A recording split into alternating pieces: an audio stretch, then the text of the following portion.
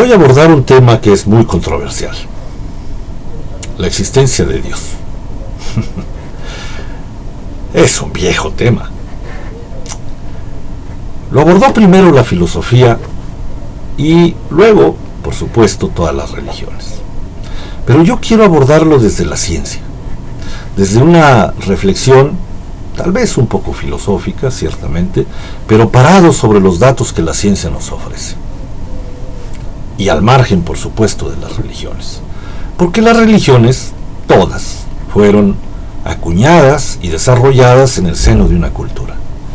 Por lo tanto, si las religiones fueron creadas en una cultura, no podemos estar seguros si esas explicaciones respecto de la existencia de Dios y su naturaleza son realmente verdaderas o solamente son las explicaciones que en esa cultura tienen sentido. Para los musulmanes, Alá tiene sentido, pero no lo tiene para los cristianos, en la manera que los cristianos dan sentido a su existencia por la existencia de Jesús. Y los judíos lo suyo, y los budistas lo suyo. Es decir, que cada religión da una explicación de Dios, de su existencia y de su naturaleza, pero en el marco de esa cultura. Por lo tanto, ese Dios es producto de la cultura. Así como lo fueron los dioses griegos en su momento, en su cultura. Hoy son mitología. ¿Cómo podemos saber si lo que hoy sabemos de Dios en cualquiera de las religiones vigentes no será la mitología dentro de 1000 años? Son explicaciones culturales.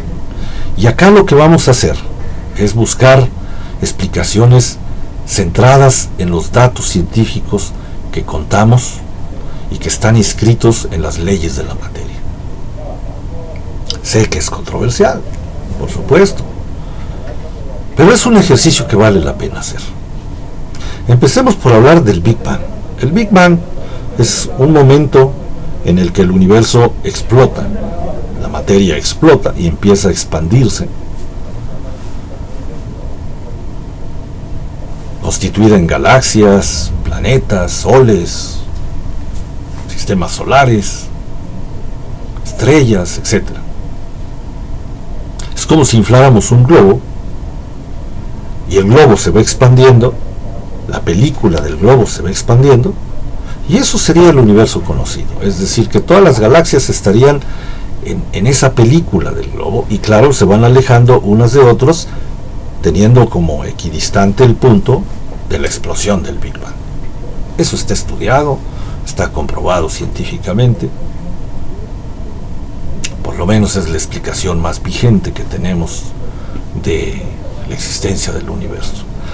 Lo interesante aquí que tenemos que ver es que en el universo, en la materia todavía vacía, todavía puramente material, si no existe la vida, hay unas leyes y unos principios que la gobiernan. Hay una naturaleza a la cual la materia obedece: la ley de la gravedad, la ley de la termodinámica, de la entropía, etcétera, etcétera, ¿no?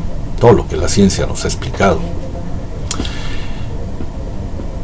Y en algún momento, por lo menos lo sabemos en la Tierra, tal vez en otros planetas también, pero por lo pronto lo sabemos en la Tierra, esta materia aparentemente caótica, vacía, sin sentido, produce la vida. Produce la vida. Estoy hablando de algo que sucede millones de años antes de que aparezca cualquier cultura. Se produce la vida. Y en la vida se inscribe una fuerza que conocemos como sintropía o negentropía, y que explica por qué la vida, la materia en la vida, cada vez se vuelve más organizada y cada vez se vuelve más compleja. Así tenemos que un reptil es muchísimo más organizado en la materia que contiene y mucho más complejizado que un pez. Y un mamífero es mucho más organizado y mucho más complejo como materia que un reptil, y así en un ascenso hasta el hombre. El hombre es el ser viviente, punta de flecha de la evolución, por lo menos de la que conocemos,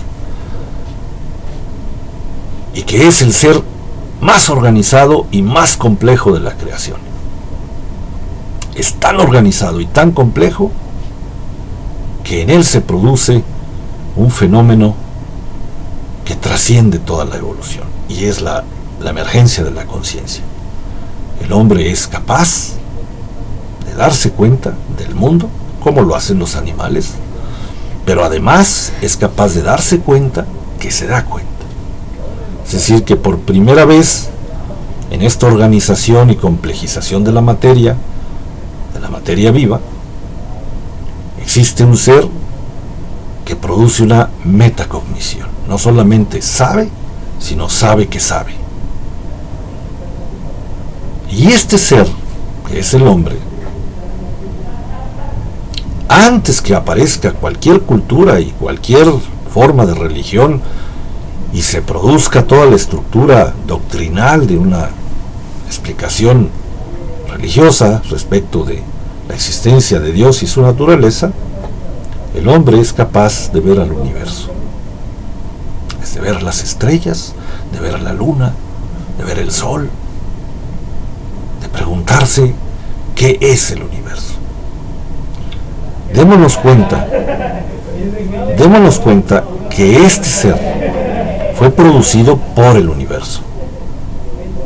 El universo se fue organizando y complejizando en el seno de la materia para producir este ser. Y este ser es capaz de ver al universo. Y acá viene la pregunta importante. ¿Por qué? ¿Por qué el universo crea un ser capaz de verlo? ¿Cómo es que el universo produce un ser, un ente, a través del cual se ve a sí mismo? Es el universo mirando al universo a través de nosotros. No hay aquí explicación religiosa alguna, ninguna. No estoy hablando de ningún Dios conocido, ni siquiera estoy hablando de Dios en el sentido estricto. Estoy hablando de que hay algo, alguien,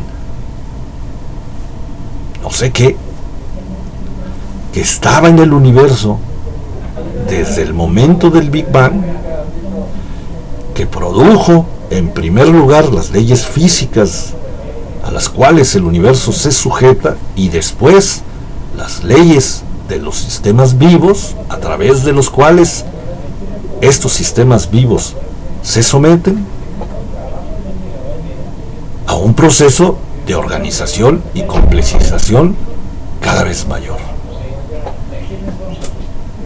Yo no sé ustedes, pero a mí me parece que esta explicación de algo, lo voy a llamar así, algo que está en la materia desde el origen mismo del universo, que produce un ser capaz de ver ese algo. Es la idea, a mí me parece, más aproximada a la existencia de Dios que yo he podido tener. Luego vienen las explicaciones religiosas dependiendo de las formas de las culturas, pero esta fuerza que está en el universo y que no ha acabado de terminar, porque el hombre está en evolución todavía, es una fuerza que está allí inexplicablemente produciendo un ser que es capaz de hacer estas reflexiones que yo estoy haciendo. ¿Para qué? ¿Por qué? ¿Por qué el universo se convierte en un ser como yo, como tú, como todos los que deambulan por las calles y que en más de algún momento de su vida piensan en cuál es el sentido del universo?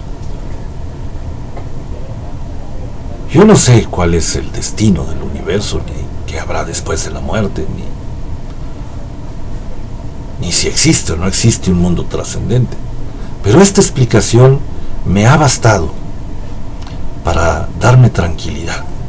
Porque no importa lo que yo pueda pensar, esta fuerza existe, está allí, es visible, es perfectamente constatable desde los datos científicos, no pertenece a ninguna religión, y es lo que me permite comprender que yo no sé, pero el universo sí sabe. El universo sí sabe a dónde va. Sí sabe, somos una etapa en ese camino. Lo demás no importa. Lo demás no importa. Yo me acojo a esta idea de Dios.